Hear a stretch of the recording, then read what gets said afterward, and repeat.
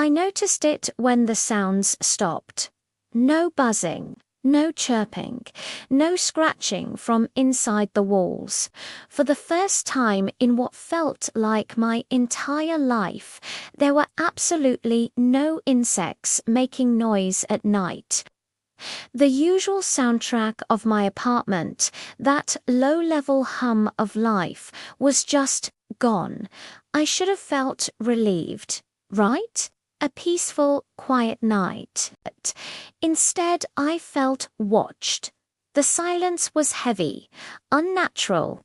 It wasn't empty. It was full of something I couldn't yet see. The next morning, I found them ants, thousands of them, in perfect mathematically precise lines along the baseboards, marching up the walls. But they weren't marching. They were just there, not moving a single antenna. I walked over to the kitchen window, where the sun was streaming in. Flies dotted the glass, their iridescent bodies catching the light. But their wings were still, utterly still. I leaned in close, expecting to see them dead, but they weren't. They were just paused. My skin started to crawl. I opened the cabinet under the sink, my heart pounding, and there they were. Cockroaches, a cluster of them, huddled in the dark corner, alive but silent. Here's the part that really broke my brain. Normally, you flick on a light, you stomp your foot, and they scatter in a chaotic frenzy. I flicked the light on and off. I stomped my foot hard on the linoleum right next to them. Nothing. They didn't even twitch. It was like they were statues, frozen in a single moment of existence. They were waiting. I didn't know for what, but the certainty of it chilled me to my core. They were all waiting for something. That night, the silence was even deeper, more oppressive. My phone, sitting on the nightstand, suddenly vibrated. The screen lit up the dark room. It wasn't a text or a call. It was a system notification, the kind you usually ignore. It said, "Environmental adjustment in progress." Phase 1 complete. I let out a short, nervous laugh. What kind of weird phone update was this? Must be a glitch. I tried to dismiss it, but the notification wouldn't go away.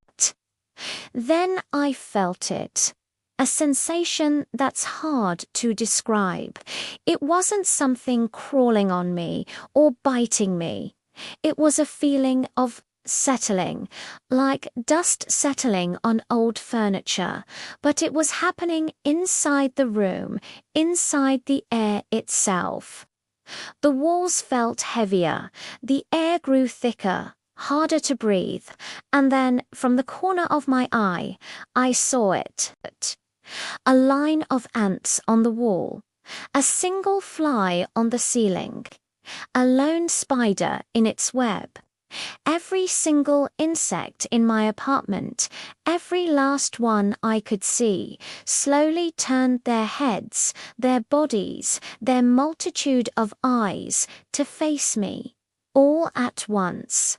A synchronized silent pivot. My phone vibrated again, its light blinding. A new message appeared on the screen below the first one. It wasn't a system notification anymore. It was just text.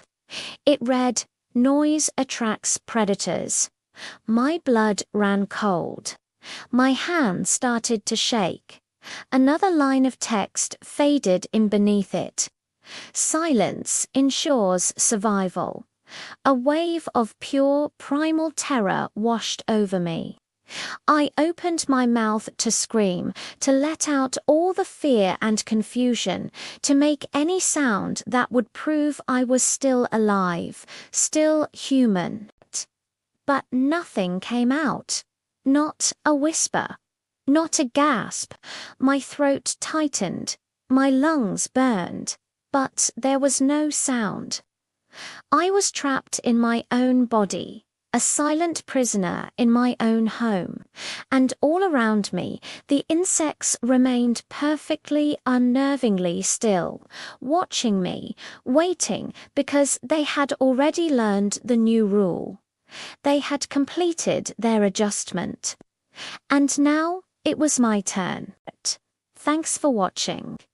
If you enjoy stories that get under your skin, be sure to subscribe and hit that notification bell. Let me know in the comments what you think the predators are. See you in the next one.